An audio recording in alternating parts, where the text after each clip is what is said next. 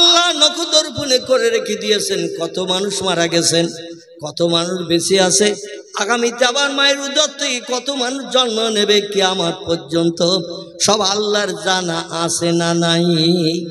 এই জন্য কোরআন এসেছে, ও দুনিয়ার মানুষ তোমরা শোনো, আল্লাহু আলিমুন বিজাতিস সুদূর, তোমাদের অন্তরের ভিতরে গোপন যে চিন্তা ভাবনা করো দুনিয়ার কেউ জানে না, কেউ বোঝে না।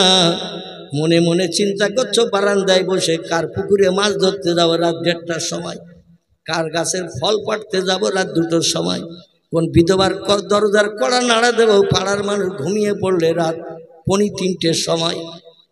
দুনিয়ার কেউ জানে না, এটা জানে কে? আচ্ছা, আমরা যখন ঘুমিয়ে থাকি কেউ যদি কোনো কাজ করে আমরা কি সেটা দেখতে পাই? আল্লাহ বলছেন, আমি এমন একজন আল্লাহ, লা তাখুযুহু সিনাতু ওয়ালা নাউম। জোরে বলুন আল্লাহু আকবার। আল্লাহ বলছেন, জীবনে আমার কোনোদিন ঘুম লাগে না তোমাদের মতো, আর ইচ্ছা করেও কোনোদিন আমি ঘুমাই না। প্রতিদিন 24 ঘন্টায় আমি জাগরিত থাকি। আমার সাদের বান্দাদের কার কখন প্রয়োজন হয় আমারে ডেকে সাহায্য চাওয়ার জন্য, আর আমি কোনো মানুষের মতো যদি ঘুমিয়ে থাকি, ডাকও শুনতে পাবো না, সাহায্য করতে পারবো না, তাহলে আমার স্রষ্টা হওয়া সাধে না, সাধে না। এই জন্য আমি 24 ঘন্টা দৈনন্দিন জেগে থাকি। কোনোদিন আমি আল্লাহ একটু তন্দ্রায় পর্যন্ত যাই না। চিল্লাই বলুন সুবহানাল্লাহ। আচ্ছা, আল্লাহ খায় তো নাকি? আমার আল্লাহ বলছেন, লা তাকুল, আমি এমন একজন তোমাদের প্রভু স্রষ্টা, আমি কোনোদিন কিছু খাই না, আমি পেশাবও করি না, পায়খানাও করি না, কিন্তু আমি বেঁচে থাকি কোটি কোটি বছর ধরে। আমি অতীতে ছিলাম, বর্তমানে আছি এবং ভবিষ্যতেও না মারা যাবে। বিজ্ঞানীরা বর্তমান প্রযুক্তির যুগের বলছে, আল্লাহ যদি এই দুনিয়া বানিয়ে থাকে তাহলে পৃথিবীর বয়স 1.5 লক্ষ বছর হয়ে গেছে। এক একজন বিজ্ঞান এক একটা জিনিস নিয়ে মেশিনে বলে রিসার্চ করে তথ্য দিচ্ছে। কেউ বলেছিল পৃথিবীর বয়স 10,000 বছর, কেউ বলেছেন 15,000, কেউ বলেছেন 30,000, কেউ বলেছেন 50,000। জাপানের জঙ্গল থেকে ডাইনোসরের একটি হাড়হাড্ডি নিয়ে রিসার্চ করে বলছেন, এই ডাইনোসর নামক এই যে জন্তুটির হাড়হাড্ডি পাওয়া গেছে, মেশিনে ফেলে রিসার্চ করে দেখছি 1 লক্ষ বছর আগে দুনিয়ায় বেঁচে ছিল। বিজ্ঞানীরা বলছে 1.5 লক্ষ বছরের বেশি পৃথিবীর বয়স। আর আল্লাহ যদি এই পৃথিবী বানিয়ে থাকে, না জানি আল্লাহ সলিমউদ্দিন চাচা আব্দুল করিম দাদার থেকে আরো কত বেশি বুড়ো হয়ে গেছে। আর চাচা দাদারা বুড়ো হয়ে যায়, খালি খালি হাঁটতে পারে না, লাঠি ধরে চলতে হয়। আবার দাঁতও পড়ে যায়, চোখের পাওয়ারলেস হয়ে যায়, শক্তি কম হয়ে যায়। আল্লাহ না জানি কত দুর্বল হয়ে গেছে। আর আমরা বিজ্ঞানীরা প্রযুক্তি যুগে হাজারো যন্ত্রমিস্ত্রি পাতি মেশিন বানিয়ে মানুষের মুখে শুধু হাসি আর হাসি ফুটাচ্ছি। আল্লাহ থেকে আমাদের ক্ষমতা বেশি। একটু জোরে বলেন, আরো জোরে বলেন। বলছে আল্লাহ বুড়ো হয়ে গেছে, বুড়ো হয়ে গেলে ক্ষমতা কম হয়ে যায়, এই জন্য আল্লাহর ক্ষমতা এখন কম, আমরা বিজ্ঞানীরা আমাদের ক্ষমতা বেশি। আচ্ছা, আল্লাহ কি কোনোদিন বুড়ো হবে বলে মনে হয়? তিনি বলছেন, আল্লাহু হাইয়ুন কাইয়ুম, আমি অতীতে যেমন ছিলাম বর্তমানে তেমন আছি, ভবিষ্যতেও তেমন থাকবো, আমার কোনো পরিবর্তন হবে না। তোদের পরিবর্তন হবে, কারণ যত সৃষ্টি পৃথিবীতে বাস করে অধিকাংশ সৃষ্টি সব খায়, বিশ্রামের জন্য ঘুমায়, পেশাব করে, পায়খানা করে। আমি ওই সমস্ত জিনিস থেকে বিরত, এই জন্য আমার চেহারার পরিবর্তন হবে না। আর যারা খায়, ঘুমায়, পেশাব পায়খানা করে ওদের পরিবর্তন হবে না, ওদের পরিবর্তন হবে, আমার কোনো পরিবর্তন নাই। জোরে বলুন একটু সুবহানাল্লাহ।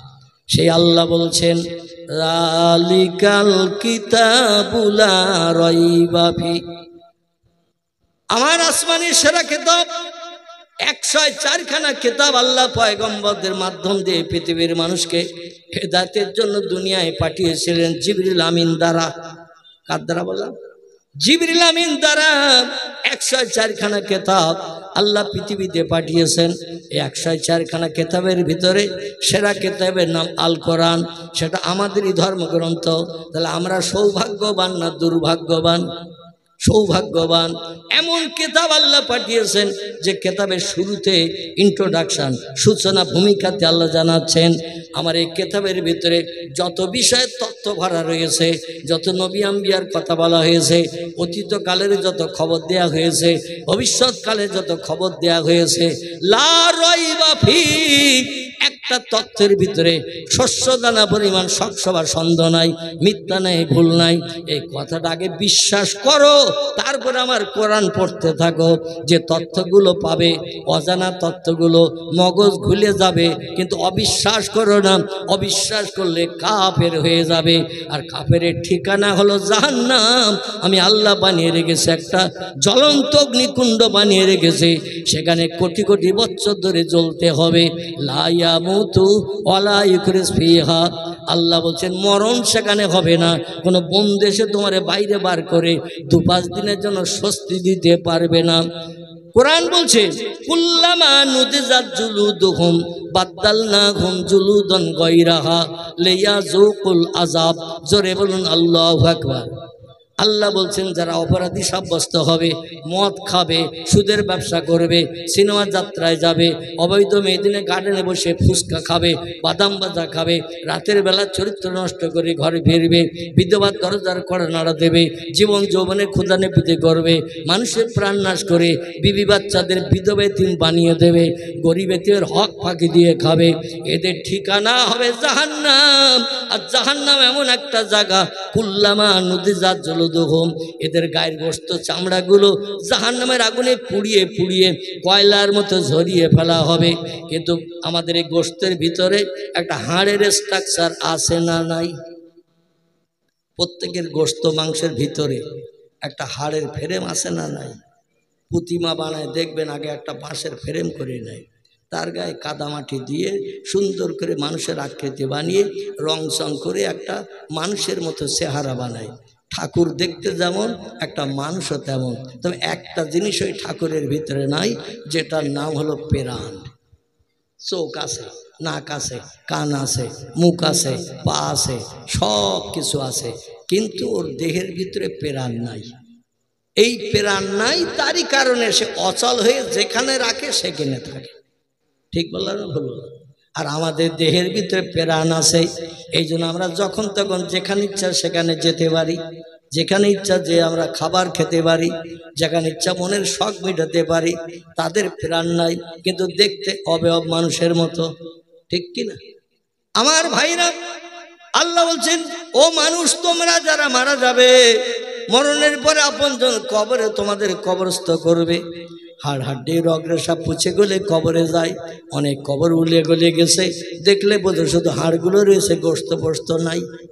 যে কবরগুলো ভেঙে চুরি গেছে, গর্ত হয়ে গেছে, সেখানে মানুষের গোশত পোস্ত কিছুই থাকে না। আল্লাহ বলছেন ইন্নামা আমরুহু ইজা আরাদা শাইয়ান আইয়াকুলা লাহু কুন ফায়াকুন। জোরে বলুন একটু আমিন। আল্লাহ বলছেন আমি আল্লাহ যখন কোনো বিষয় কোনো হুকুম করি, এজা আরাদা শাইয়ান, কোনো কিছু তৈরি করার পরিকল্পনা ইচ্ছা প্রকাশ করি, আইয়াকুলা লাহু, আমার জবান দিয়ে শুধু একটু বলি কুন হ ফায়াকুন, সঙ্গে সঙ্গে সেটা হয়ে যায়। আমার কোনো কিছু বানাতেই তৈরি করতে 1 সেকেন্ডের জায়গায় 2 সেকেন্ড সময় কোনোদিন লাগেনি, এবং ভবিষ্যতও লাগবে না। কারণ আমি আল্লাহ বর্তমান ভবিষ্যৎ অতীতকাল যা কিছু কাল আছে, সব কালে একই পাওয়ারে অধিষ্ঠিত আছি এবং থাকবো। জোরে বলুন একটু সুবহানাল্লাহ। তোমাদের কবরে রাখা হচ্ছে, গোশত পোস্ত পচে যাচ্ছে, পোকা খেয়ে নিচ্ছে। আমি আল্লাহ শুধু কোন বলবো, আবার তুমি পূর্বের মতো মানুষ হয়ে যাবে। কারণ কোরআনের প্রথম সূরাটির নাম হলো সূরাতুল বাকারা। সেই সূরা বাকারায় আল্লাহ পাক জানিয়ে দিচ্ছেন স্বামী স্ত্রীর মিলন হলো, বিয়ের পরে স্বামী স্ত্রীর মিলন হলো, জীবন যৌবনে ক্ষুধা নিবৃত্তি হলো, মায়ের এভের ভিতরে একটা বাচ্চা এসে গেল। 9 মাস 10 দিন পরে ওই বাচ্চাটা দুনিয়ার মুখ দেখলো। আর দুনিয়ায় এসে তোমরা মনে করছো ধরারে সরা পেয়ে গেছি, আর বোধহয় কোথাও যেতে হবে না, এই দুনিয়ায় চিরস্থায়ী বাস করব। আল্লাহ বলছেন শোনো, এই দুনিয়া চিরস্থায়ী বসবাসের জায়গা নয়। সুম্মা ইউমিতুকুম, তোমাদের এই দুনিয়ার মোহমায়া পরিত্যাগ করানো হবে মৃত্যু দিয়ে। মারা গেলে মানুষ 3টি ভাগে বিভক্ত হয়। অবাক বললাম, মারা গেলে মানুষ 3টি ভাগে বিভক্ত হয়।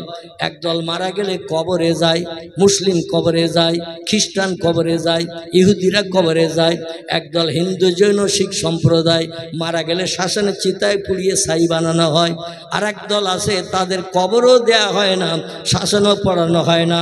এরা হলো পারসিক অগ্নি উপাসক, আগুন পূজা করে যারা, এদের বলা হয় পারসিক।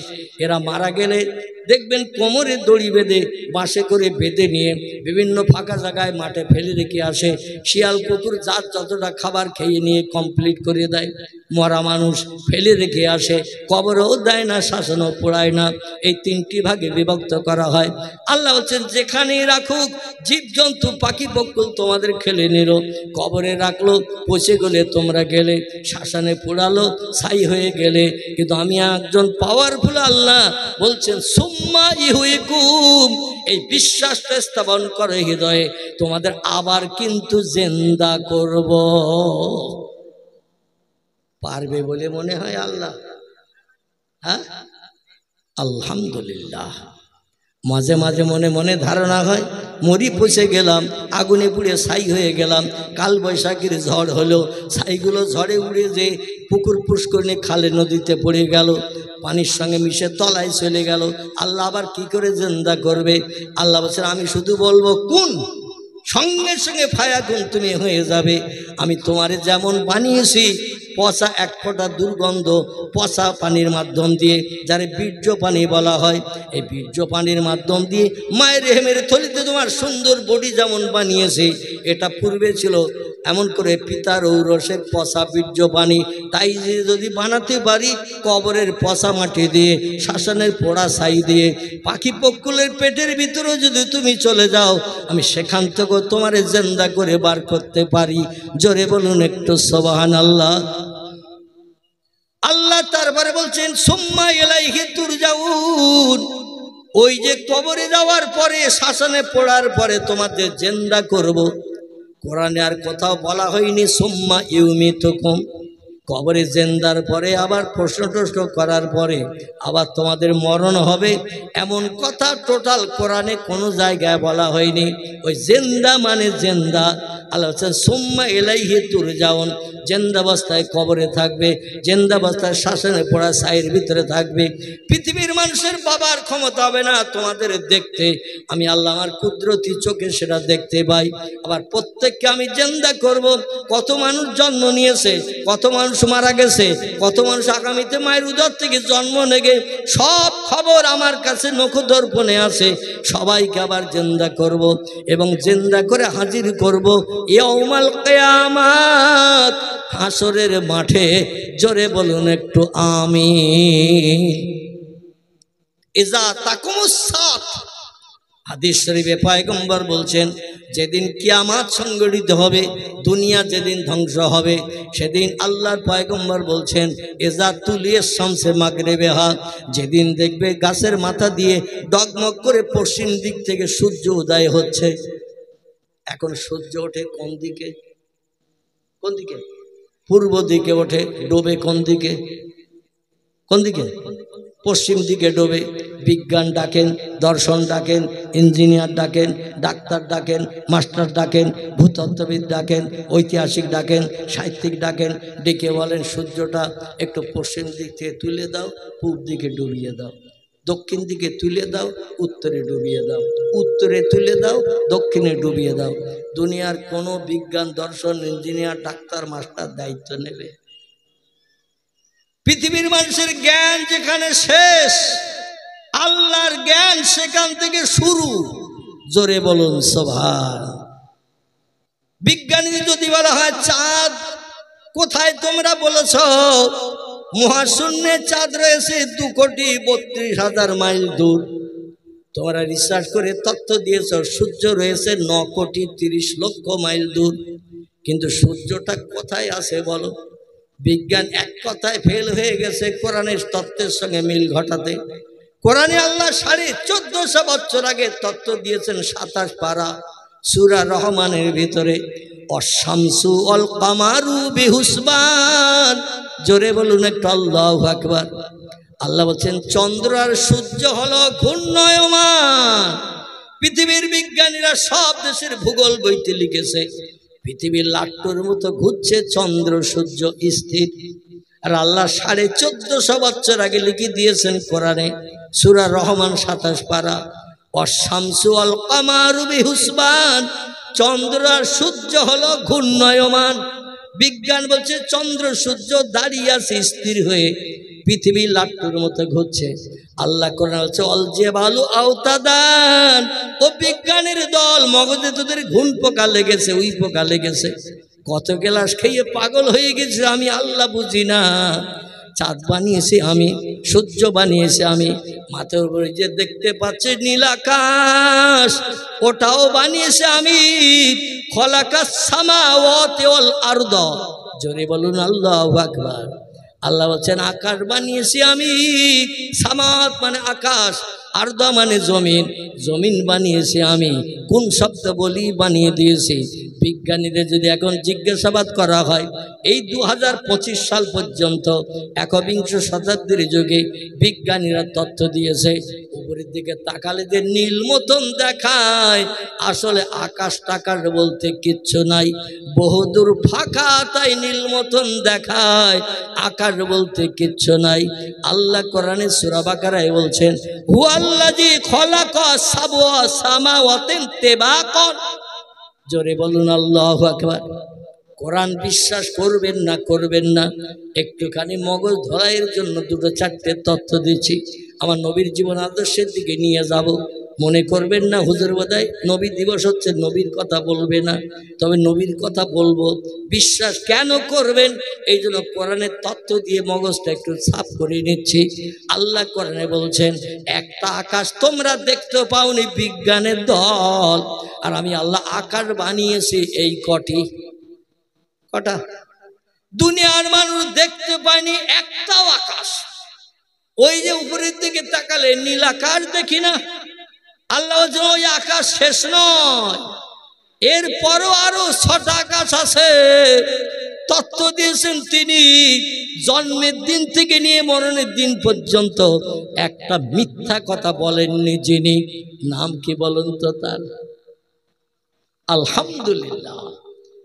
জন্মের দিন থেকে নিয়ে মরণের দিন পর্যন্ত 63 বছর জীবন ইতিহাসে একটা মিথ্যা কথা বলেননি যিনি, তিনি বলছেন আমি আমার জীবনের 53 বছর বয়সে রজব মাসের 26 তারিখের দিন গত রাত মক্কার কাবা ঘরের চাতালে রাতের বেলা শুয়েছিলাম। জিবরিল আমিন এসে জান্নাতি একটা পশু নিয়ে এসে, রকেট নিয়ে এসে কাবা ঘরের সামনে রেখে আমার পা ধরে নাড়া দিতে গেল, আমার মাথা ধরে নাড়া দিতে গেল, হাত ধরে নাড়া দিতে গেল। এখন আমি রসুল মক্কাবাসীদের পাথরকে অত্যাচার উৎপীড়ন নির্যাতনকে আমার দেহটা সব ক্ষতবিক্ষত হয়ে দগদগে ঘা হয়েছিল। কোথায় জিবরিল টিপে ধরে নাড়া দেবে, আহাউ শব্দ উচ্চারণ করলে জিবরিল ব্যথা পাবে, কষ্ট পাবে, আর আমি পয়গম্বর কষ্ট পেলে আল্লাহ কষ্ট পাবে না? পাবে না। হাদিসে কুদসির ভিতরে এসেছে আল্লাহর পয়গম্বর বলছেন লাউলাকা লামা খলাকতুল আফলাক। ও আমার উম্মত মণ্ডলীরা, বিশ্ববাসীরা শোনো, আল্লাহ যখন কোনো কিছুই বানায়নি, আমি মুহাম্মদ রাসূলুল্লাহ আমার নূরকে প্রথম বানিয়েছিলেন। নারায়ে তাকবীর। আল্লাহ কোরআন অন্য জায়গায় বলছেন আমি একজন মানুষকে প্রথম বানিয়েছি, হুয়াল্লাযী আনশাআকুম মিন নাফসিন ওয়াহিদাতিন। আল্লাহ বলছেন একজন মানুষের মাধ্যম দিয়ে তামাম পৃথিবীর বেঁচে থাকা 850 কোটি মানুষ মারা গেছে যারা, তারা আগামীতে যারা জন্ম নেবে তারা একজন মানুষের মাধ্যম দিয়ে বানিয়েছি। এই মানুষটার নাম কি? আগে একবার বলেছেন না? আগে একবার বলেছেন, আবার এই জন্য জিজ্ঞাসাবাদ করছি, এইবার তথ্যটা এগিয়ে নিয়ে যাব। তাই এই লোকটির নাম হলো আদম শফিউল্লাহ। ঠিক তো নাকি? আদম শফিউল্লাহ আগে হয়েছে না আর অন্য কোন ব্যক্তি আগে হয়েছে মানুষ হিসাবে?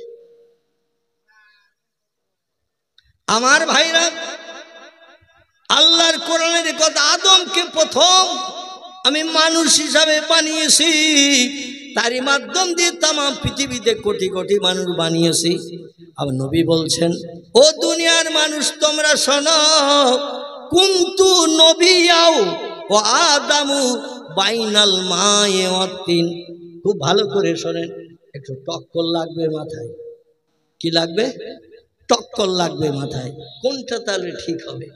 নবী বলছেন কুনতু নবিয়ান, আল্লাহ আমাকে ওই সময় নবী হিসাবে প্রতিষ্ঠা করেছিলেন, বানিয়েছিলেন।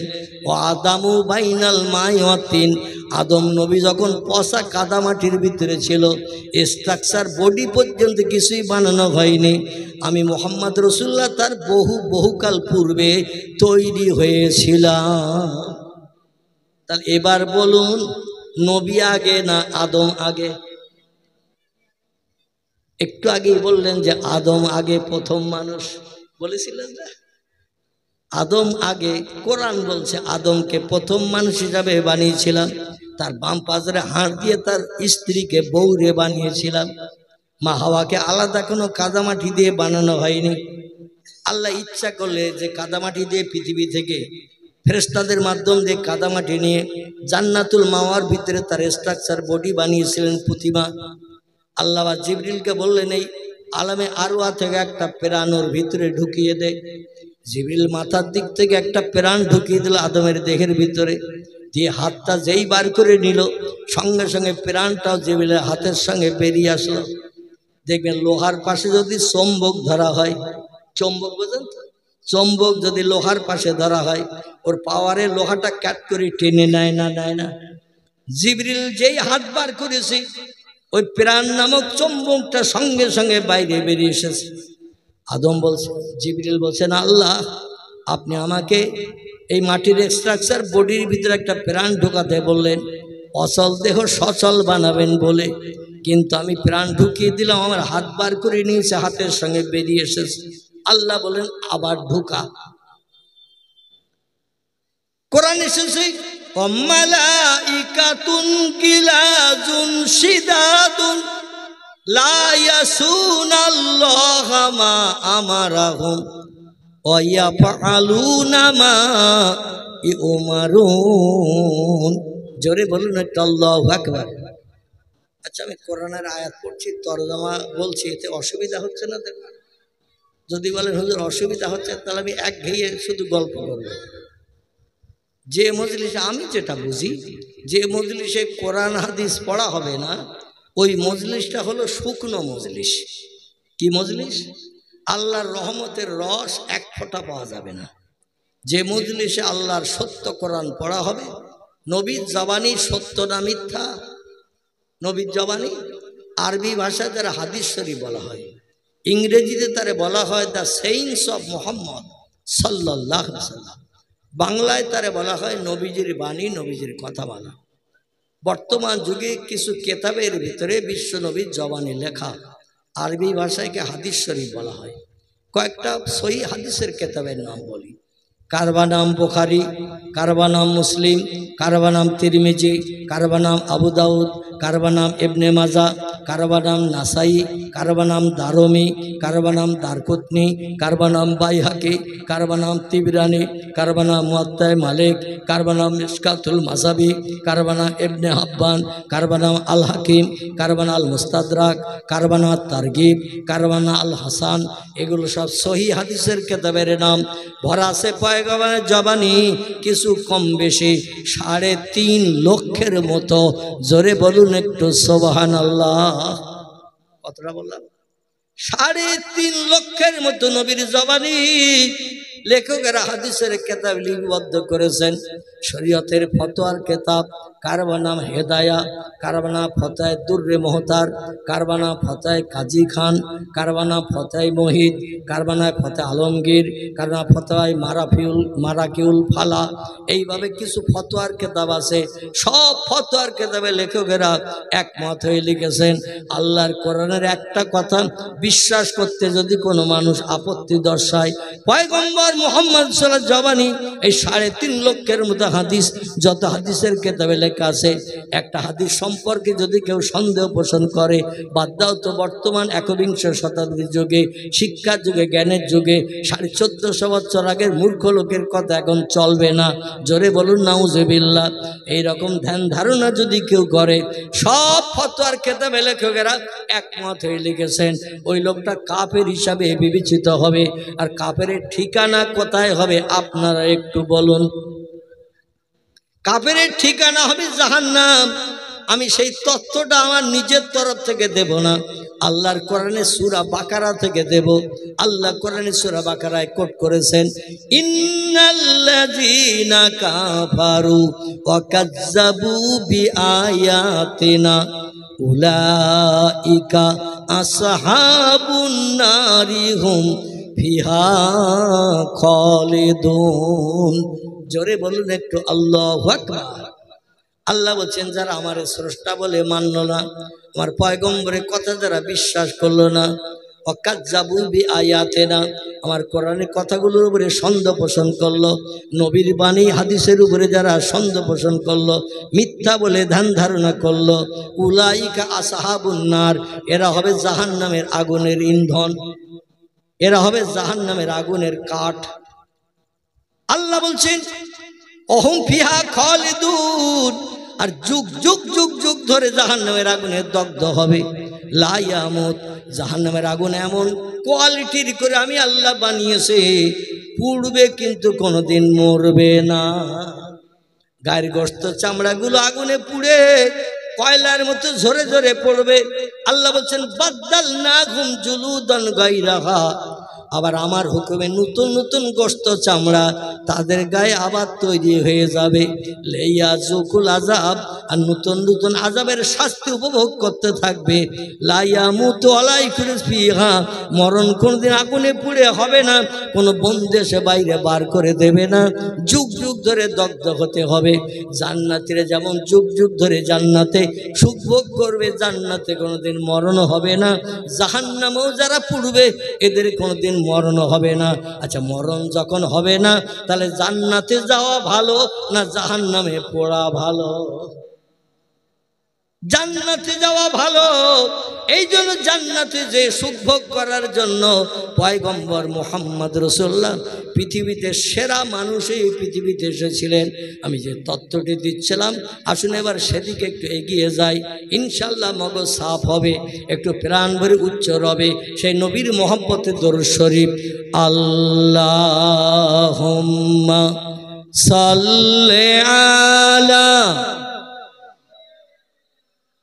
মাওলানা মুহাম্মদ ওয়া আলা আলি মাওলানা। ও আমিনা তোমার ঘরে, ও আমিনা তোমার ঘরে নূরের আলো জ্বাললো কে, চন্দ্র সূর্য হার মানিল সেই আলোরই রোশনীতে। চন্দ্র সূর্য যে আলোতে, চন্দ্র সূর্য যে আলোতে হার মানিয়া গেল, সেই নবীরই মুহাব্বতে দরুদ মোমেন পড়ো। আল্লাহুম্মা, প্রাণ খুলে মুহাব্বতে পড়ো, সাইয়্যিদিনা মাওলানা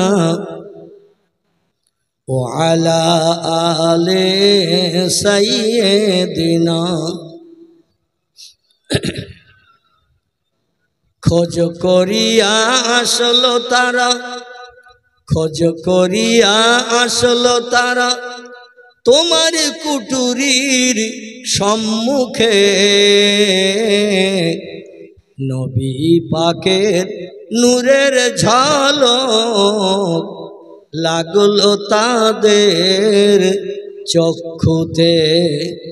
যে নূরের ওই ঝলক লেগে, যে নূরের ওই ঝলক লেগে চোখ ঝলসে গেল, সেই নবীর ওই মুহাব্বতে দরুদ মোমিন পড়ো। আল্লাহুম্মা সাল্লি আলা মাওলানা মুহাম্মদ ওয়া আলা আলি সাইয়্যিদিনা।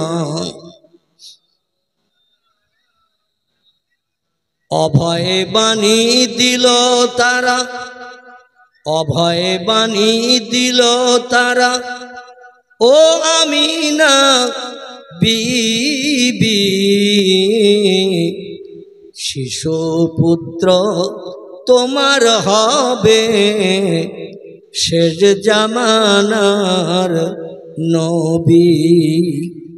যে শিশুকে দেখে তারা, যে শিশুকে দেখে তারা রসুল মেনে গেল, সেই নবীর ওই মুহাব্বতে দরুদ মোমিন পড়ো। আল্লাহুম্মা সাল্লি আলা সাইয়্যিদিনা মাওলানা ওয়া আলা আলি সাইয়্যিদিনা মাওলানা মুহাম্মদ। নবীজির জন্মদিন উদযাপন হচ্ছে নাকি? আজকের সেই মজলিসে নবীর মহব্বতকে দরুদ শরীফ বেশি করে না পড়ি, তাহলে আর নসিবে নবীর মহব্বতে দরুদ শরীফ পড়া জড়বে বলে মনে হয়। এই জন্য আমি একটু বেশি করে দরুদ শরীফ পড়ালাম। আসুন এবার প্রিয় নবীর জীবন আদর্শের দিকে এগিয়ে যাই। নবীজি পৃথিবীতে উনি বলছেন কুনতু নবিয়ান, আল্লাহ আমাকে ওই সময় নবী হিসাবে প্রতিষ্ঠিত করেছিলেন, বানিয়েছিলেন। ওয়াদামু বাইনাল মায়ে ওয়া তিন, আদম নবীর বডি স্ট্রাকচার যখন কিছুই তৈরি হয়নি, দুনিয়ার পচা কাদামাটির ভিতরে আদম নবীর বডি লুকিয়েছিল। আমি মোহাম্মদ সেই তার বহুকাল আগে আল্লাহ আমারে বানিয়েছিলেন। জোরে বলুন সুবহানাল্লাহ। দেখবেন আমাদের দেশে মসজিদের যেটা জামে মসজিদ বলা হয় বা জুমা মসজিদ বলা হয়, মসজিদ দুই রকম আছে। একটি মসজিদের নাম হলো ওক্তিয়া মসজিদ, সেখানে দৈনন্দিন 5 ওয়াক্ত নামাজ হয়। আর জুমা মসজিদ, জামে মসজিদ তারে বলে যে মসজিদে জুমার দিন, শুক্রবারের দিন জুমার নামাজ পাঠ করা হয়। আচ্ছা, জুমার দিন জুমার নামাজ মোট কত রাকাত বলতে পারেন? আলহামদুলিল্লাহ, জুমার নামাজ টোটাল 22 রাকাত। আচ্ছা, আমরা পড়ি ক রাকাত? হ্যাঁ, আমার মনে হয় শতকরা 80% লোক, শতকরা 80% লোক আমরা জুমার দিন নামাজ পড়ি ক রাকাত? 2 রাকাত। কোন রকম ইমাম সাহেবের পিছনে দাঁড়িয়ে সূরা কেরাত শুনলাম, ডাইনে বামে ইমাম সাহেব সালাম ফিরিয়ে দিল, দোয়া মোনাজাত পর্যন্ত আমরা শরীক হওয়ার সময় পাই না, জুতো খোঁজার তালে ব্যস্ত থাকি। ঠিক বললাম না ভুল বললাম? দেখবেন পতঙ্গের মতো পিঁপড়ে তো একটু পাতলা শাড়ি দিয়ে যায়, আর জুমার দিন মুসলমানেরা মানে জুতোয় জুতোয় ধাক্কা খায়, মানে এত ঘন হয়ে মসজিদ থেকে বেরিয়ে যায়। আল্লাহ জুমার দিন নামাজ করেছেন 22 রাকাত। 2 রাকাত তাহিয়াতুল ওযু, 2 রাকাত দাখুলুল মসজিদ, 4 রাকাত কাবলুল জুমা, তারপরে 2 রাকাত জুমার ফরজ, তারপরে 4 রাকাত বাদাল জুমা, 4 রাকাত আখেরি জোহর, 2 রাকাত সুন্নত, 2 রাকাত নফল, এই টোটাল 22 রাকাত নামাজ আল্লাহ জুমার দিন আমাদের জন্য দান করেছেন। কারণ নবী বলছেন আল জুমাতু আগেরুন আল জুমাতু আজহেরুন, জুমার দিন হলো খুশির দিন, জুমার দিন হলো দোয়া কবুলের দিন, জুমার দিন বান্দাদের মনোবাঞ্ছা পূর্ণের দিন। জোরে বলুন সুবহানাল্লাহ। তিরমিজি শরীফের হাদিস, পয়গম্বর বলছেন জুমার দিন ইমাম যখন মেহরাবে যেয়ে নামাজ পড়ানোর জন্য বসে, ইমাম যত সময় মেহরাব থেকে উঠে না আসবে, আল্লাহ জুমার দিনের ইজ্জতের খাতিরে রহমতের সমস্ত দরজাগুলো খুলে দিয়ে রাখে। বান্দা তোমাদের কার কি চাওয়ার পাওয়ার আছে আমার কাছে চাও, রহমতের দরজা সব খুলে রেখেছি। আর জুমার দিনের ওসিলা করি, কারণ আমি পৃথিবী বানিয়েছিলাম জুমার দিন, পৃথিবীতে প্রথম আলো দিয়েছিলাম জুমার দিন, পৃথিবীতে প্রথম মানুষ আদমকে পাঠিয়েছিলাম জুমার দিন। জোরে বলুন সুবহানাল্লাহ। আদমের মরণের দিনও জুমার দিন। জোরে বলুন একটু সুবহানাল্লাহ। আবার দুনিয়া যেদিন ধ্বংস করব সেদিনও হবে জুমার দিন। বিজ্ঞানীদের জিজ্ঞাসা করেন পৃথিবী কোন দিন ধ্বংস হবে।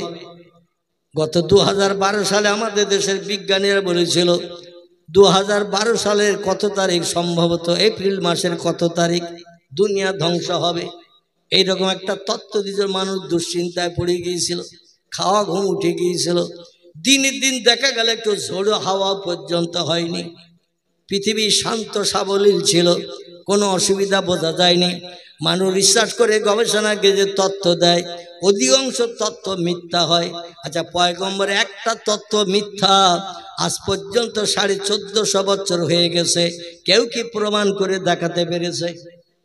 নবী 1450 বছর আগে বলেছে দুনিয়া যেদিন ধ্বংস হবে সেদিন আরবি নববর্ষ মহরম মাস, বাংলায় যেমন 12টা মাস, ইংরেজিতেও তেমন 12টা মাস, আরবিতেও তেমন 12টা মাস। বাংলায় বৈশাখ মাস থেকে শুরু, চৈত্র মাস শেষ, ইংরেজি জানুয়ারি মাস থেকে শুরু, ডিসেম্বর শেষ, আরবিতে মহরম শুরু আর জিলহজ মাস হলো শেষ। আল্লাহ নবী বলছেন নববর্ষ প্রথম মাস শুরু হবে নববর্ষ মহরম। এই মহরম মাসের 10 তারিখ একদিন জুমার দিন হবে, শুক্রবারের দিন হবে, যেদিন দোয়া কবুলের দিন, বান্দাদের পাপ মোচনের দিন, আল্লাহ পাক বান্দার মুখে হাসি ফোটানোর দিন বানিয়েছেন। ওই দিনটা আবার দুনিয়া ধ্বংসের দিন বানাবেন। তবে এজা তুলিয়ে শামসে মাগরিবেহা, সেদিন সূর্য পূর্ব দিক থেকে উদয় হবে না, সেদিন সূর্য পশ্চিম দিক থেকে ভোরবেলা ডগমগ করে গাছের মাথা দিয়ে উঠতে থাকবে। এখন একটা সূর্য উদয় হলে ডুবতে ক ঘন্টা লাগে? সূর্য সকালবেলা ভোরবেলা যখন ওঠে ফজরের নামাজের পরে, ফজরের নামাজ শেষ হয়ে যাওয়ার টাইম শেষ হওয়ার 10-20 মিনিট পরই দেখবেন সূর্য উদয় হয়। ঠিক বললাম না ভুল বললাম? এই 10-20 মিনিট পরে সূর্যোদয় হলো, সূর্যটা হলো দিনের আলো বেরিয়ে গেল, ডুবতে সময় লাগে কত ঘন্টা? কত ঘন্টা? 12 ঘন্টা। এটা কিন্তু সঠিক নয়, কারণ শীতকালে দেখবেন দিন ছোট, 5টায় সন্ধ্যে হয়, গরমকালে আবার 6:30টায় সন্ধ্যে হয়। ঠিক বললাম ভুল বললাম?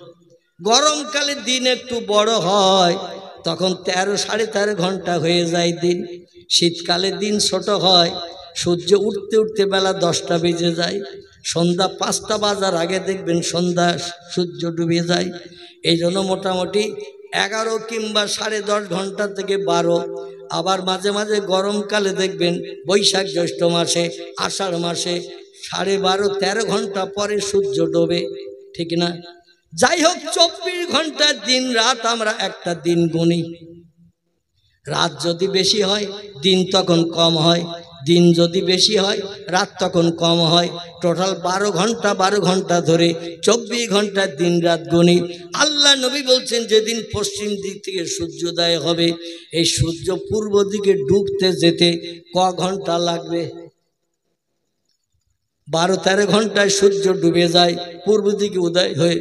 নবী বলছেন শোনো, আমি সেদিনের তথ্য দিলাম, এই পৃথিবীর মানুষ শোনো, বিজ্ঞানের ঠাকুর দাদার বাপও যদি শ্মশান থেকে উঠে আসে, কবর থেকে উঠে আসে তথ্য দিতে পারবে না। ইন্নামা বুইস্তু মুআল্লিমান, আল্লাহ পাক আমাকে তাম বিশ্ববাসীর শিক্ষক করে, টিচার করে, প্রফেসর করে, অধ্যাপক অধ্যক্ষ করে পৃথিবীতে আমারে পাঠিয়ে দিয়েছেন। আমার মতো জ্ঞান অতীতে কারো ছিল না, বর্তমানে নাই, ভবিষ্যতেও হবে না। আমি হলাম পৃথিবীর সেরা জ্ঞানী। সেই সেরা জ্ঞানী ব্যক্তি তত্ত্ব দিচ্ছে, শোনো, খামসিনা আলফাসানা মিম্মা তুইদ্দুন মিম্মা তাউদ্দুন। আল্লাহ নবী বলছেন, শোনো, একটা দিন সেদিন হবে, পশ্চিম দিকে সূর্যোদয় হবে আর ডুবে যে সন্ধ্যা হতে সময় লাগবে 50,000 বছরের সমান। কতটা বললাম? 50,000 বছর গণনা করলে যতদিন হয় এই রকম ভাবে গুনতে থাকবে, রাতের নাম নিশানা পাবে না, শুধু দিন আর দিন, দিন আর দিন চলবে।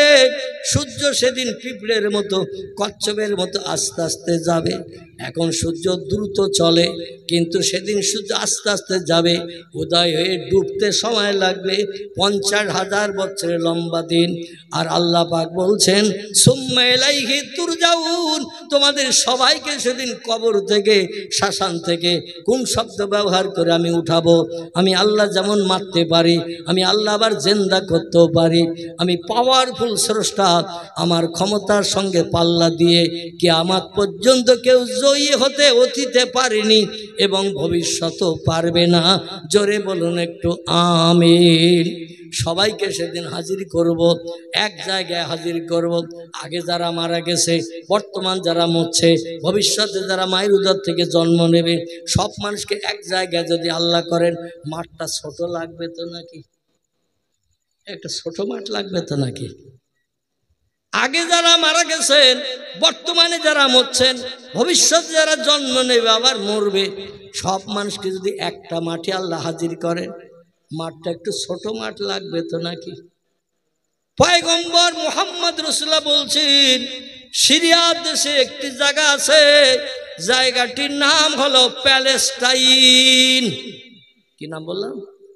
এই সিরিয়া দেশের প্যালেস্টাইন নামক জায়গায় পৃথিবীর একটি পুরানো মসজিদ দাঁড়িয়ে আছে। মসজিদটির নাম হলো বাইতুল মুকাদ্দাস। কি নাম বললাম? যারে আরবি ভাষা কোরআনের 15 পারা সূরাতে, 15 পারা শুরুতে আল্লাহর নামকরণ করেছেন মসজিদুল আকসা। কি নাম বললাম?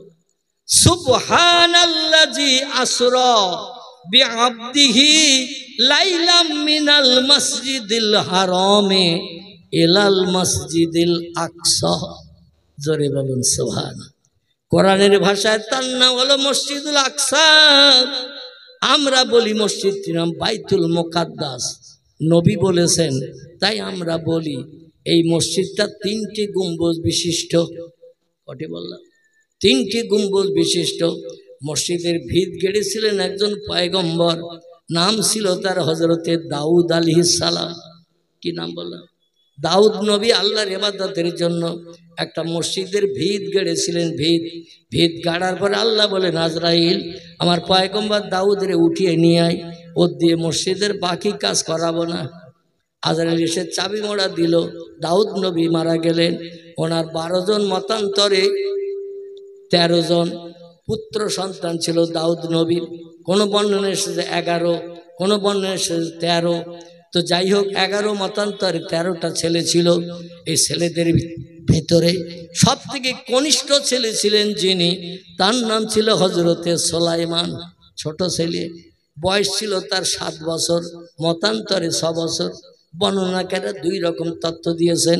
তফসিরে মাফাতিহুল গায়েব, তফসিরে মাজিদ, তফসিরে রুহুল বায়ান, তফসিরে বিজলাল কোরআন। আল্লামা কুতুব রহমাতুল্লাহ আলাইহি বিখ্যাত তফসির কারক, তিনি তার তফসিরের কিতাবে লিখেছেন, তফসিরের নাম তফসিরে বিজলাল কোরআন। এর ভিতরে হুজুর লিখেছেন ওনার পুত্র সন্তান ছিল 11 জন। 11 ছেলের ভিতরে সব থেকে ছোট ছেলে ছিল, যে নাম ছিল তার সুলাইমান, বয়স ছিল মাত্র 6 বছর। ছেলেদের বলল আমি চলে যাব, দুনিয়ার থাকবো না। আল্লাহওয়ালা মানুষ যারা হয়, আল্লাহ প্রেমিক যারা হয়, নবী আম্বিয়ার দল আর ওলিয়া উলিয়ার দল, এরা দুই দলের মানুষ। মরণ কখন হবে, কবে হবে, এটা অ্যাডভান্স জানতে পারে। জোরে বলুন একটু সুবহানাল্লাহ। যদি বলেন হোয়াট ইজ দ্য ডকুমেন্ট, গোটা কয়েক তথ্য দিলে মগজ সাফ হবে। আপনারা ফুরফুরা মতাদর্শের মানুষ কিনা? আলহামদুলিল্লাহ, আপনারা ফুরফুরা মতাদর্শের মানুষ, হক মতাদর্শ, হক সিলসিলা। এর ভিতরে শরীয়তের কোনো কমতি নাই, ঘাটতি নাই, একেবারে দুধে ধোয়া সিলসিলা, দুধে ধোয়া মতাদর্শ। জোরে বলুন আমিন। দাদা হুজুর কেবলা 22 বছর কাল ধনপতার ঝোপের ভিতরে রাতের গভীরে আল্লাহ আল্লাহ নামের জপ জিকির করে, বিবি বাচ্চার মায়া ছেড়ে, সন্তানাদির মায়া ছেড়ে, ঘর বাড়ি পরিত্যাগ করে 22 বছর একটা জঙ্গলের ভিতরে আল্লাহ আল্লাহ নামের জপ জিকির করে আল্লাহর আপন বানিয়েছিলেন। যারা আল্লাহর আপন হয়, নবী বলছেন মান কানা লিল্লাহি, যে লোকটি আল্লাহর আপন হয়ে যায়, কানাল্লাহু লাহু, আল্লাহ তার আপন হয়ে যায়। আর আল্লাহ যখন কোনো বান্দার আপন হয়ে যায়, ও বান্দারা দুনিয়ার সব খবর আল্লাহর তরফ থেকে পায় না, পায় না। আল্লাহর তরফ থেকে যে খবর পায়, তার বাস্তব নমুনা আপনাদের কাছে তুলে ধরছি। দাদা হুজুর কেবলা বললেন, ও আমার প্রধান খলিফা বসিরহাটের আল্লামা রুহুল আমিন, আমি একটি তথ্য তোমারে জানাই, তবে খুব বেশি লোকের সঙ্গে বলিও না। তারা আমার সম্পর্কে বিভিন্ন ধারণা কু করতে পারে, আবার সু করতে পারে। অনেকে সুধারণা করতে পারে, কুধারণা করতে পারে। অনেক আবার মগজের চিন্তা হবে না, বলবে হুজুর যে বলেছে কথাটা সত্যি না মিথ্যে যাচাই করব মরণের দিন না আসা পর্যন্ত। উনি বললেন, বাবা আল্লাহ আমার মরণ করাবেন জুমার দিন। ও বাবা, বড় মাওলানা রুহুল আমিন, আমার 32,000 খলিফা আছে মুরিদ মোতাকেদের ভিতরে, 90 লক্ষের মতো আমার মুরিদান আছে। এই 90 লক্ষ মুরিদানের ভিতরে আমার খলিফার মর্যাদা পেয়েছে 32,000। যারা অন্তরের চোখ খুলেছে, অন্তরের কান খুলেছে, এক জায়গায় বসে টেলিভিশনের পর্দার মতো তামাম পৃথিবী যারা দেখতে পায়, আবার এক জায়গায় বসে তামাম দুনিয়ার সব জায়গার খবর রান্নাঘরে বসে বসে শুনতে পায়, এরে বলা হয় অন্তরের চোখ, এরে বলা হয় অন্তরের কান। বাবা, আমি আল্লাহর তরফ থেকে জেনেছি আল্লাহ আমার ইন্তেকাল করাবেন জুমার দিন। নবী বলেছেন, আমার উম্মতদের ভিতরে যার মরণ জুমার দিন হবে, আল্লাহ তার কবরে আযাব দেবেন না, কবরে আযাব বন্ধ হয়ে যাবে। জোরে বলুন একটু সুবহানাল্লাহ। ও বাবা, বড় মাওলানা রুহুল আমিন, 32,000 খলিফার ভিতরে আমি তোমাকে প্রধান খলিফার মর্যাদা দিয়ে থাকি।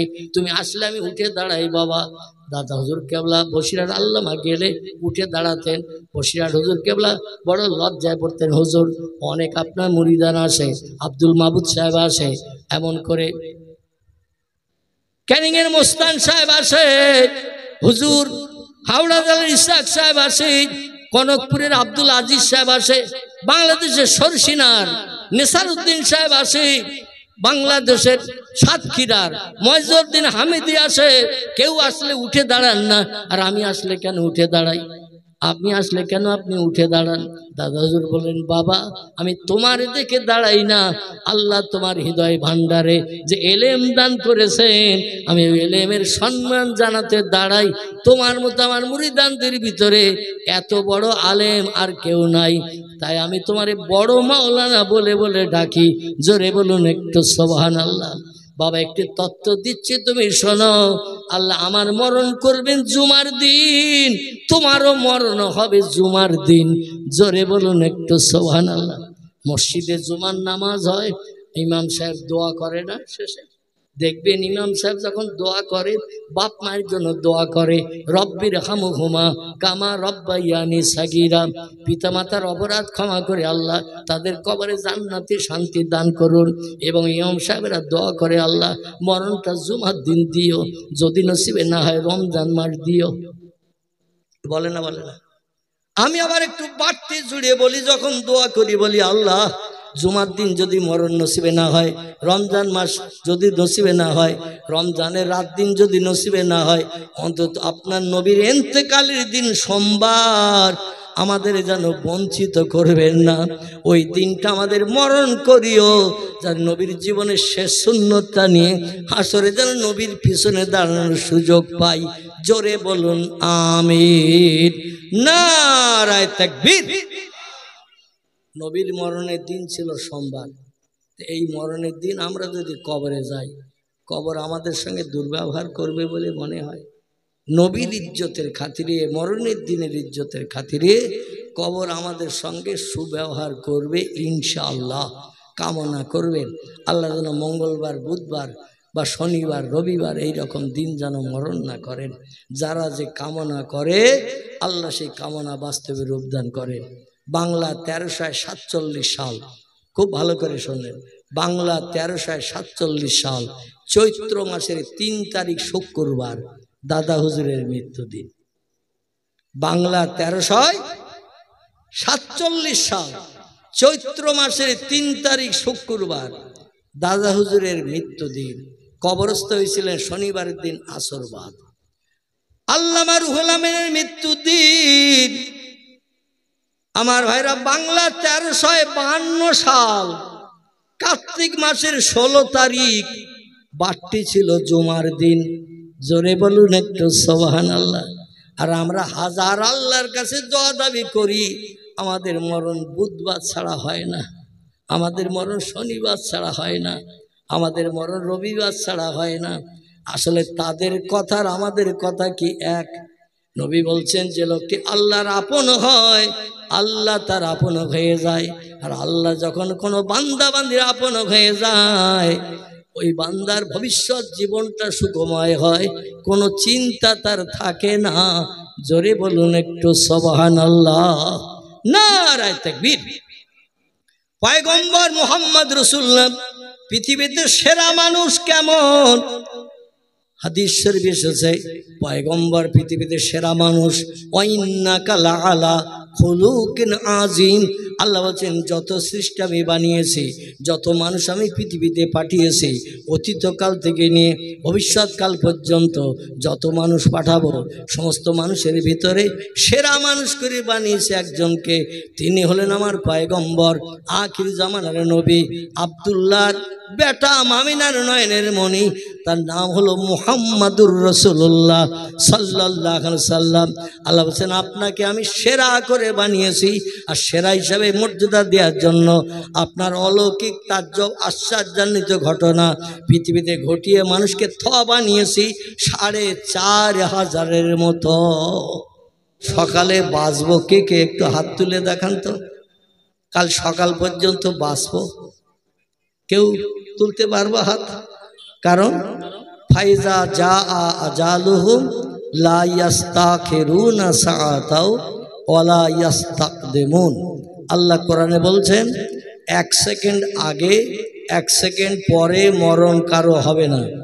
বেলা 10টা বেজে 20 মিনিট 11 সেকেন্ডে যদি মরণ কারো আল্লাহ নির্ধারিত করে রাখেন, রাত 10টা বেজে 5 মিনিট 11 সেকেন্ডে 12 সেকেন্ডে আল্লাহ যদি মরণ ঠিক করে রাখেন, আমরা হাজার চেষ্টা করি 13 সেকেন্ড পর্যন্ত বাঁচতে পারবো না। আল্লাহ যদি এই জিনিসটা আমাদের জানিয়ে দিত যে অমুক সালের এই মাসের এই তারিখ, রাতের বেলা কি দিনের বেলা তোমার মরণের জন্য আজরাইল আসবে, আচ্ছা দুনিয়ায় খাওয়া ঘুম আর থাকতো? খাওয়া ঘুম থাকতো? কারণ মরণের নির্দিষ্ট দিন তারিখ সময় আমাদের জানানো হয়েছে। পাগল হয়ে ছুটতাম কোন জায়গায় পালাবো যাতে আজরাইল ধরতে না পারে। আচ্ছা আজরাইল ধরতে পারবে না এরকম লোক পৃথিবীতে আছে কেউ যে ধরতে পারেনি? তাম বিশ্বব্যাপী বাদশাহিত্য করেছেন 2 জন ব্যক্তি। কজন বললাম? 2 জন ব্যক্তি তাম পৃথিবীব্যাপী বাদশাহিত্য করেছেন। একজনের নাম বাদশাহ সেকেন্দার জুলকারনাইন। কি নাম বললাম? বাদশাহ সেকেন্দার জুলকারনাইন। আরেকজনের নাম বলেন তো কে? বিশ্বব্যাপী বাদশাহিত্য করেছেন পয়গম্বর দাউদ নবীর বেটা, যার নাম হজরতে সুলাইমান আলাইহিস সালাতু সালাম। এই বিশ্বব্যাপী বাদশাহিত্য করার জন্য আল্লাহ হাওয়াকে তার বশ করে দিয়েছিল। যদিও তিনি মিশরের দেশে বসবাস করতেন, তো বিশ্বব্যাপী বাদশাহিত্য গেলে সব দেশে সব রাজ্যে যাওয়ার দরকার আছে না নাই? দেশের জনগণের সুখ স্বাচ্ছন্দ্যের দায়িত্ব নেবে না, কে খেলো কে খেলো না, এ কি বাদশাহিত্য করা বলে? তাহলে সবার খোঁজ খবর নিতে হবে কিনা? এই সবার খোঁজ খবর নেওয়ার জন্য আল্লাহ হাওয়া তার বশ করে দিয়েছিল। ওনার একটা রাজসিংহাসন ছিল এইরকম, এই যেমন আমি বসেছি স্টেজে, এরকম বড় বলে মনে হয় তো নাকি? ওনার একটা রাজসিংহাসন ছিল যেখানে বসে প্রজাদের সুখ দুঃখের কথা শুনতেন এবং সমস্যার সমাধান করতেন। তফসিরের কেতাবে এসেছে ওনার রাজসিংহাসনটা এত ছোট ছিল যার ভিতরে মানুষ বসতে পারত 12,000। কতটা বললাম? 12,000 লোক ওনার রাজসিংহাসনে বসার জায়গা পেত। এইরকম ছোট তো জায়গাটা নাকি? কতটা? এইখানে কি 5,000 লোক বসতে পারবে? এই যে জলসার এরিয়া করেছে, পারবে না। তাহলে 12,000 লোক বসতে পারত ওনার রাজসিংহাসনে। আর তার ইবাদত বন্দেগীতে সৎ কাজ করার, আমলের কাজ বেশি করার কারণে আল্লাহ পাক এত খুশি হয়েছিলেন, হাওয়া তার বশ করে দিয়েছিলেন। হাওয়াকে যখন ডেকে বলতো, হাওয়া আমার রাজসিংহাসন উড়িয়ে নিয়ে চল। যাত্রী কতজন? 12,000। এই 12,000 যাত্রী নিয়ে হাওয়া রাজসিংহাসন শূন্যে উড়িয়ে নিয়ে চলে যেত চীন দেশে, জাপানে, জার্মানি, হল্যান্ডে, পোল্যান্ডে, Italy, Brazil, Thailand, Singapore, Burma, Rangoon, Hindustan, Pakistan, Bangladesh, Afghanistan, Iraq, Iran, Kuwait, Jordan, পারস্য, তুরস্ক, Libya, Nigeria, Indonesia, Malaysia, Sri Lanka, Burma, Tajikistan, Kazakhstan, Balochistan, Azerbaijan, Armenia, Saudi Arabia, আমিরশাহী, শাম, সিরিয়া, মরক্কো, ইয়ামান, বুলগেরিয়া, জর্ডন, এই সব দেশে তার রাজসিংহাসন ঘুরে বেড়াতো। এক ফোঁটা তেলও লাগতো না, কোনো ইঞ্জিনে স্টার্ট দিতে হতো না, বিনা তেলে বিনা কলে। আমাদের দমদম এয়ারপোর্টে প্লেনে উঠতে গেলে আগে টিকিট কাটতে হয় না? হয় না কি? বিনা টিকিটে নিয়ে যাবে তো টিকিট কাটতে হবে। আবার 3-4 জায়গায় চেকিং আছে, চেকিংয়ে আপনি পাস করতে পারলে তারপরে প্লেনে ওঠার সুযোগ। ওনার প্লেনে যে কোনো লোক উঠতে পারতো, রাজসিংহাসনে বসার একটু জায়গা পেলেই। বিনা তেলে বিনা কলে তাম বিশ্ব ঘুরে বেড়াতো রাজসিংহাসন। এই সুলাইমান নবী বিশ্বব্যাপী রাজ্য পরিচালনা করেছেন, রাষ্ট্র পরিচালনা করেছেন, তাম পৃথিবী তার বশ করে দিয়েছিলেন। দুনিয়ার বিভিন্ন জীবজন্তুরা কি কথা বলতো তাও শুনতে পেতেন। আচ্ছা, পিঁপড়ে যদি হেঁটে যায় ওর পায়ের আওয়াজ আমরা শুনতে পাই? পিঁপড়ে পায়ের আওয়াজ শোনা যায় তো নাকি? এখন বিজ্ঞানের যুগের মেশিন যদি চালিয়ে দেন, মেশিনকে যদি বলেন প্রত্যেক মানুষ হাঁটলে তার পায়ের একটা শব্দ হয়। এই পিঁপড়ে যাচ্ছে, গুঁড়ো পিঁপড়ে আবার 4-5 রকমের আছে। দেব পিঁপড়ে আছে না, কালো পিঁপড়ে আছে না, আবার বাঁশ গাছে থাকে চোস্কা পিঁপড়ে আছে না, সাপ পিঁপড়ে আছে না, আবার লাল পিঁপড়ের ভিতরে খুব গুঁড়ো পিঁপড়ে আছে। আচ্ছা, এই পিঁপড়ে যদি হেঁটে যায় আর মেশিন যদি চালানো হয়, ওর পাঁচ শব্দ মেশিন তুলে ধরতে পারবে? বিজ্ঞান যেখানে অপারক, আমার আল্লাহ সেখানে পারক। জোরে বলুন সুবহান। এই পিঁপড়ের ভাষা পর্যন্ত বুঝতে পারতেন সুলাইমান নবী। জোরে বলুন একটু সুবহান। আবার পৃথিবীতে খোদাদ্রোহী বাদশা ছিল, অর্ধ পৃথিবীর বাদশা, পৃথিবীর হাফ দেশের বাদশা। কারবা নাম নমরুদ, কারবা নাম ফিরাউন, কারবা নাম সাদ্দাদ, কারবা নাম হামান, কারো নাম কারুন, কারো নাম বক্তে নাসার। এইরকম বড় বড় বাদশা ছিল, তারা পৃথিবীতে অর্ধ পৃথিবীর বাদশা ছিল।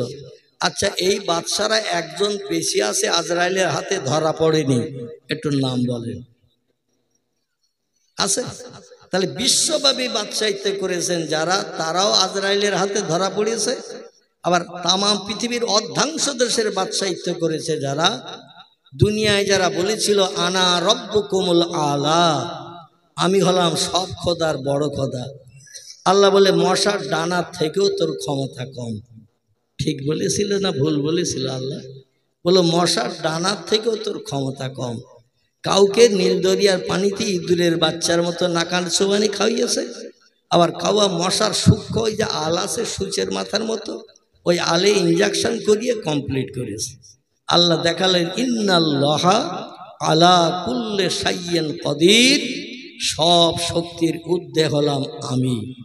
সেই আল্লাহর হাতে আমাদের ধরা দিতে হবে না? হবে না? হবে তো নাকি? যদি ধরা দিতে হয়, এখন কখন আজরাইল আসবে তার ঠিক ঠিকানা নাই।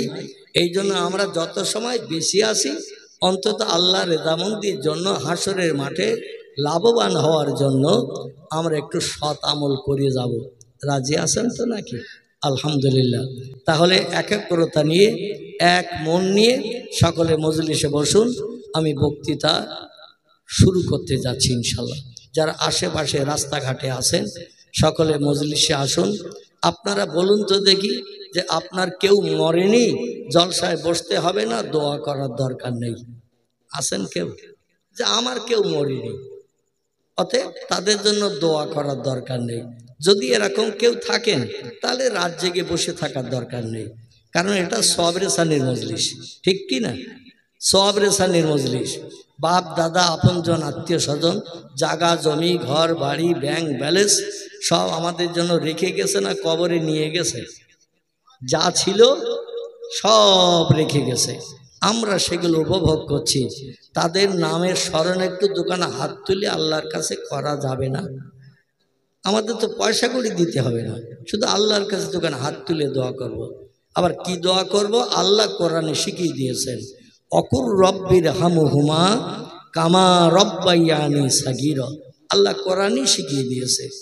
বাপ মা জাগা জমি ঘর বাড়ি ব্যাংক ব্যালেন্স সব রেখে গেছে, খালি হাতে চলে গেছে, সেগুলো নিয়ে উপভোগ করছো তোমরা। কবরে কি হালাতে আসো সে চোখ তো নাই, দেখতে পাও না। এই জন্য তাদের জন্য দোকানে হাত তুলে দোয়া করো। উদুনি আস্তাজিব লাকুম। বাপ মায়ের জন্য সন্তান দোয়া করলে সে দোয়া আমি বিদ্যুতের মতো কবুল করি। আবার পিতামাতা যদি সন্তানের জন্য কোনো দোয়া করে, সে দোয়াও আল্লাহ বিদ্যুতের মতো কবুল করেন। এই জন্য এই মজলিসের ইন্তজাম। তবে যাদের কেউ মরেনি তাদের আসতে হবে না, রাত জেগে বসতে হবে না। আর যদি কেউ চলে যেয়ে থাকে, দাদি নানি খালা ফুবু, যেমন করে আপনজন আত্মীয় স্বজন বাপ মা সন্তান, এমন করে বোন কন্যা ভাই যদি মারা যেয়ে থাকে, আল্লাহ নবী বলছেন মৃত ব্যক্তিদের জন্য জেন্দা ব্যক্তিরা দোয়া করলে, তিরমিজি শরীফের হাদিস, মৃত ব্যক্তিদের জন্য জেন্দা মানুষেরা দোয়া করলে আল্লাহ পাক মৃত ব্যক্তিদের আত্মার কল্যাণের সঙ্গে সঙ্গে দোয়াটা পৌঁছিয়ে দিয়ে কবরে আযাব থেকে নিষ্কৃতি দান করেন। আবার মৃত ব্যক্তিরা যখন কবরে শান্তি পায়, ওরা জেন্দা মানুষের জন্য দোয়া করে। আর মৃত ব্যক্তিদের রুহানি দোয়া জেন্দা মানুষের জন্য আল্লাহ বিদ্যুতের মতো কবুল করে থাকেন। তাহলে লাভ কবরস্থ ব্যক্তিরাও পাবে, আমরাও পাবো। তাহলে এই মজলিসে আসা বসা ভালো না খারাপ? ভালো। তবে তাদের তকদির মন্দ, তাদের ভাগ্য খারাপ।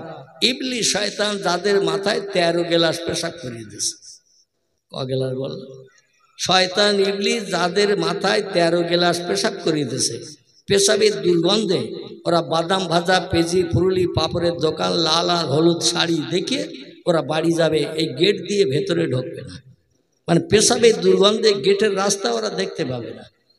আল্লাহ পাক আমাদের এই গেটের ভিতরে ঢুকিয়েছেন, আমরা শয়তানের মাথায় 13 দুগুণ 26 গেলাস পেশাব করে দিছি। কতটা বললাম?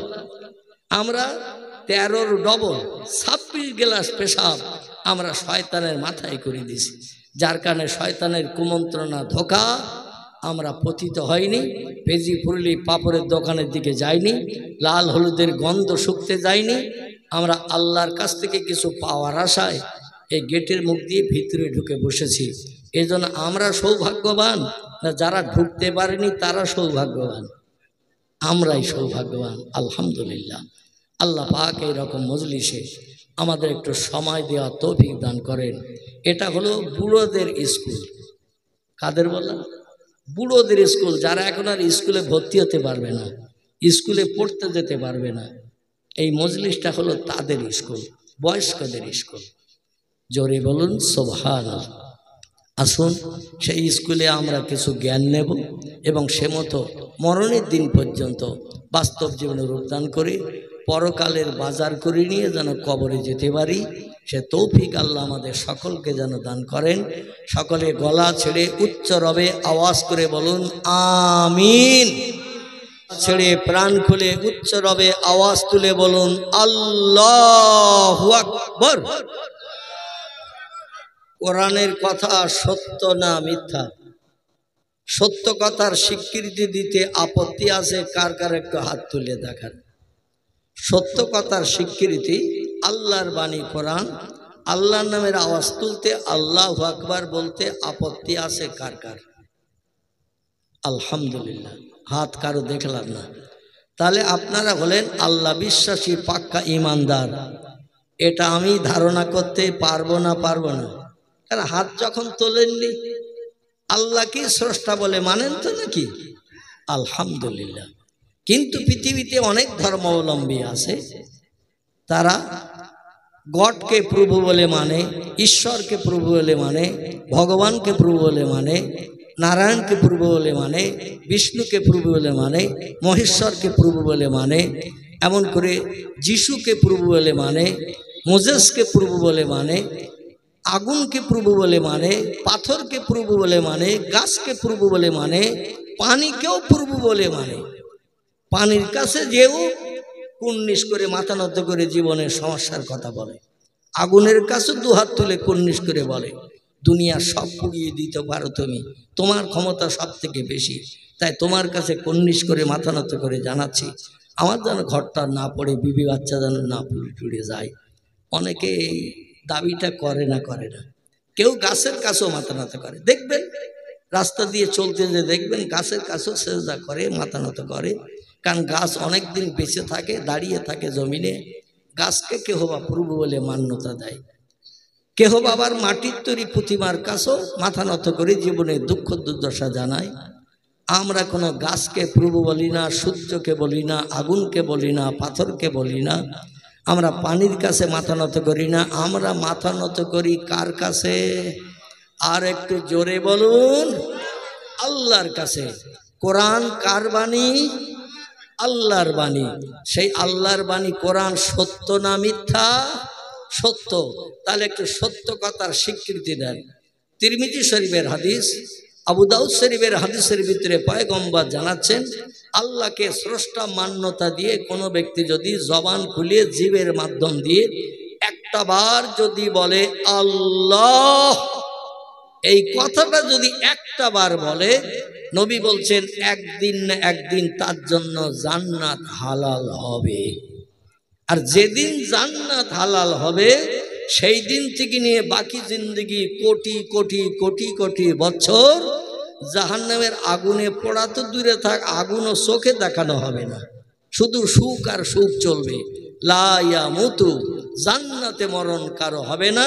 আবার জাহান্নামের আগুনে যারা দগ্ধ হবে, আল্লাহকে স্রষ্টা বলে মান্যতা না দেওয়ার কারণে অহম ফিহা খালিদুন, যুগ যুগ ধরে তারাও আগুনে পড়বে, কিন্তু লা ইয়ামুত, তাদের মরণ কোনোদিন হবে না। আচ্ছা, দুনিয়ার আগুনে মানুষ পড়ালে মরে না, বেঁচে থাকে? আধা ঘন্টা 10 মিনিট 20 মিনিট কড়া আগুনে যদি কাউকে পোড়ানো হয়, মরে যায় তো নাকি? আচ্ছা, মরণের পরে আবার যদি পেট্রোল কেরোসিন ডিজেল ঢেলে দিয়ে গ্যাস ঢেলে দিয়ে তারে আবার জ্বালানো হয়, তো দেখবেন আবার জ্বলে না? পেট্রোল ডিজেল কেরোসিন ইত্যাদি দিয়ে জ্বালালে আবার জ্বলবে। আচ্ছা, মরণের আযাব কষ্ট বুঝতে পারবে? মরিয়ে গেছে। এই জন্য শুধু কাঠ পড়া মতো হবে। কি পড়া মতো? কাঠ পড়া মতো হবে। ও নড়বে না, চড়বে না, হাউতাস করবে না, চিল্লাবে না, বাঁচাও করবে না। আল্লাহ বলছেন এই ধারণা করে যেন কবরে শোনা। প্রত্যেকটি সৃষ্টির মরণ হবে একবার। কবার? দুনিয়ায় যত সৃষ্টি আছে, তফসিরে মাফাতিহুল গাইব, তফসিরে মাজিদ, তফসিরে রুহুল বায়ান, তফসিরে মাওজুহুল কোরআন, তফসিরে বায়ানুল কোরআন, তফসিরে বাইজাবি, তফসিরে কাশাফ, তফসিরে বি জালালুল কোরআন, তফসিরে মারিফুল কোরআন, বিখ্যাত তফসিরে কিতাবে লেখকেরা লিপিবদ্ধ করেছেন। প্রত্যেকটি সৃষ্টির মরণ হবে একবার। সেই মরণটা হলো এই দুনিয়ার মরণ। দুনিয়ার মরণের পরে আবার তাকে জিন্দা করা হবে। অনেক ধর্মাবলম্বী এটা বিশ্বাস করে না, বলে মরে গেলাম তো হয়ে গেল, তারপরে আর কিছু নাই। যেমন আমাদের হিন্দুস্তানের জমিনের কিছু দার্শনিক পণ্ডিত আছে, এদের বলা হয় 4 ভাগ দার্শনিক। অসুবিধা হচ্ছে না তো? একটু ট্রাক্টর দিয়ে নিচ্ছি। ট্রাক্টর বুঝলেন তো, ঘাস বাগানে দানা ছড়ালেই চারা হবে না, এই জন্য একটু ঘাস মারার জন্য ট্রাক্টর দিয়ে নিচ্ছি। জমি পরিষ্কার করে নিয়ে যদি দানা ছড়ানো হয়, একটাও দানা মিট যাবে বলে মনে হয়, তাহলে একটু ট্রাক্টর দেবো 2-5 মিনিট দিয়ে আমি এবার দানা ছড়াবো। প্রত্যেকটা দানায় আশা রাখি চারা হবে। আরে চারাগুলো তেল সার পাউডার সেচন আপনাদের দিতে হবে। আমি কিন্তু তেল সার পাউডার আর এই সেচন দেওয়ার জন্য আসবো না। ও সেচন তেল সার পাউডার আপনাদের দিতে হবে। গাছ যখন বড় হয়ে যাবে, প্রত্যেকটি গাছ প্রাপ্ত বা প্রাপ্তা বয়স্কা হয়ে গেলে ও গাছে ফল হয় না আশা রাখি গাছকে যদি পরিষেবা করেন, পরিষেবা দেন, অবশ্যই গাছে ফল হবে। এই ফলগুলো থলি ভর্তি করে নিয়ে আমরা জায়গায় যে বসে বসে খেতে পারবো। কোরআনের সূরা বাকারে আল্লাহ বলছেন, ফাহিয়াকুম সুম্মা ইউমিতুকুম সুম্মা ইহয়িকুম। জোরে বলুন একটু আল্লাহু আকবার। আল্লাহ বলছেন, তোমাদের নাম নিশানা পৃথিবীতে বাপ মায়ের বিয়ের আগে কিছুই ছিল না। আমরা বাপ মায়ের মিলনের মাধ্যম দিয়ে তাদের ঔরসে মায়ের গর্ভে এই পৃথিবীতে আমরা এসেছি না আসি নাই। স্বামী স্ত্রী যখন বিয়ে হয়নি, কোনো ছেলের কোনো মেয়ের সঙ্গে বিজ্ঞান ডাকেন, ইঞ্জিনিয়ার ডাকেন, দার্শনিক ডাকেন, সাহিত্যিক ডাকেন, ঐতিহাসিক ডাকেন, যত ধরনের জ্ঞানী ব্যক্তি পৃথিবীতে আছে সবাইকে একটু ডাকেন। বিশ্ববিখ্যাত বিজ্ঞান রুশোকে ডাকেন, প্লেটোকে ডাকেন, হেগেলকে ডাকেন, ক্যান্টকে ডাকেন, ভাওয়ালকে ডাকেন, জার্নালকে ডাকেন, মিলিকে ডাকেন, Thomas Carlyle, William Muir, Edward Gibbon, Goethe, Isaac Newton, Galileo, এরা বড় বড় বিজ্ঞান। যদি মরিয়ে যেয়ে শ্মশানে পুড়িয়ে থাকে কিংবা কেউ যদি কবরে যেয়ে থাকে, ওদের যদি উঠিয়ে এনে বলা হয় বাপের সঙ্গে মায়ের এখনো বিয়ে হয়নি, দেখাশুনো চলছে, এদের পেটে কটা ছেলে কটা মেয়ে জন্ম নেবে, কে কতদিন বাঁচবে, কোথায় রাস্তায় অ্যাক্সিডেন্ট হয়ে কার মরণ হবে, আম গাছের ডাল ভেঙে তলায় পড়িয়ে হার্ট অ্যাটাক হয়ে মারা যাবে, হার্ট বাস্ট হয়ে যাবে, হসপিটাল পর্যন্ত পৌঁছাবে না। একটু বলিয়ে দেন যে লোকটা গাছের ডাল ভেঙে পড়বে, আমরা পারতে যে ডাল ভেঙে, ও লোকটারে গাছে উঠতে দেব না। নদীর পানিতে ডুবে মরবে যে, তারে নৌকা চেপে ভবানীপুর ওপারে যেতে দেব না। ঠিক বলছি না ভুল বলছি? কারণ নদী পার হতে গেলে পানিতে ডুবে মরতে পারে। আগাম তত্ত্বটা দিয়েছ, ওরে জীবনে পুকুরের ধার দিয়েও যেতে দেব না। ঠিক কি না? হসপিটালের বেডে শুয়ে পড়লেই মরণ হবে, এরকম তত্ত্ব যদি দাও, তাহলে যত কঠিন রোগ হলে হসপিটালে ভর্তি করব না, নাকি? কারণ হসপিটালে ভর্তি হলে মরণ হবে, তত্ত্ব দিচ্ছ, তাহলে হসপিটালে ভর্তি করবো না। যত কঠিন রোগ বাড়ি রাখ পড়ে। দুনিয়ার বিজ্ঞান ডাকেন, দার্শনিক ডাকেন, ইঞ্জিনিয়ার ডাকেন, ডাক্তার ডাকেন, মাস্টার ডাকেন, সাহিত্যিক ডাকেন, ঐতিহাসিক ডাকেন, কেউ কে তত্ত্ব দিতে পারবে? আমরা যেটা জানি না সেটা জানে কে? আমরা যে খবর সবার আগে পাই না, সে খবরটা সবার আগে পায় কে? আমরা যেটা দেখতে পাই না সেটা দেখতে পাই কে? যে কাজটা আমরা তাড়াতাড়ি করতে পারি না, সে কাজটা সবার আগে করতে পারেন কে? তিনি হলেন আল্লাহ সুবহানাহু তাআলা। তারই পবিত্র বাণী নাম হলো তার আল কোরআন। কোরআনের শুরুতে ইন্ট্রোডাকশন, সূচনা ভূমিকাতে আল্লাহ জানাচ্ছেন প্রথম, যালিকাল কিতাবু লা রাইবা ফিহি। একটু জোরে চিল্লিয়ে বলুন আল্লাহু আকবার। আল্লাহ বলেন, আমার কোরআন পৃথিবীতে সেরা ধর্মগ্রন্থ, শ্রেষ্ঠ ধর্মগ্রন্থ। কোরআনের মতো জ্ঞান আর কোনো কেতাবে নাই, বেদে নাই, পুরাণে নাই, গীতায় নাই, ভগবতে নাই, রামায়ণে নাই, মহাভারতে নাই, জেন্দাবাস্তায় নাই, গ্রন্থ সাবে নাই, মনুসংহিতায় নাই, উপনিষদে নাই, তৌরিতে নাই, জব্বুরে নাই, ইঞ্জিলে নাই। কোন ধর্মগ্রন্থে আমার সেরা কিতাব যেটি নাম হলো তার আল কোরআন, ওটা আমি অতীতকালে লক্ষ লক্ষ বছর আগে আরশ কুরসিতে আমি লৌহে মাহফুজ বলে একটি জায়গা সেখানে সংরক্ষণ করে রেখেছিলাম। বহু পয়গম্বর পৃথিবীতে এসেছে আমার কলেমার কথা বলতে, আমার নামের পরিচয় জনগণের কাছে দিতে। আদম নবী থেকে নিয়ে ঈসা রুহুল্লাহ পর্যন্ত। কোন বর্ণনাকারী বলেছেন 1,24,000, আবার কেউ বলেছেন 2,24,000। তফসিরে মাফাতিহুল গায়ব এবং অন্যান্য তফসিরের কিতাবের ভিতরে আমার ভাইরা লেখকেরা লিপিবদ্ধ করেছেন যে 1 লক্ষ 2 লক্ষ নয়, বরং অগণিত পয়গম্বর পৃথিবীতে এসেছে। এই তত্ত্বটা দিলে আর ভুল কথা বলার কোনো সংশয় থাকবে না। অগণিত পয়গম্বর এসেছে। টোটাল কোরআনের ভিতরে আল্লাহ পাক 7-8 জন পয়গম্বরের নাম কোট করেছেন। এই যে অগণিত লক্ষ লক্ষ পয়গম্বর এসেছেন এক আল্লাহর কথা বলতে। প্রত্যেকটি পয়গম্বর পৃথিবীতে যখন নবুয়ত পেয়েছেন তারা বলেছেন লা ইলাহা, একটু জোরে বলে, ইল্লাল্লাহ। প্রত্যেকটি পয়গম্বরের মুখের ভাষা ছিল এইটা, লা ইলাহা ইল্লাল্লাহ। তারপরে যিনি যে সময় পয়গম্বর হয়েছেন তার নামটা ইল্লাল্লাহর পরে জুড়ে দিয়েছেন। আদম সফিউল্লাহ, নূহ নবী আল্লাহ, ইব্রাহিম খলিলুল্লাহ, ইসমাইল জবিহুল্লাহ, মুসা কালিমুল্লাহ, এমন করে ঈসা রুহুল্লাহ, মুহাম্মদ রাসূলুল্লাহ। যখন যিনি পয়গম্বর হয়েছেন ওই ইল্লাল্লাহর পরে তার নামটা জুড়ে দিয়েছেন কলেমায়।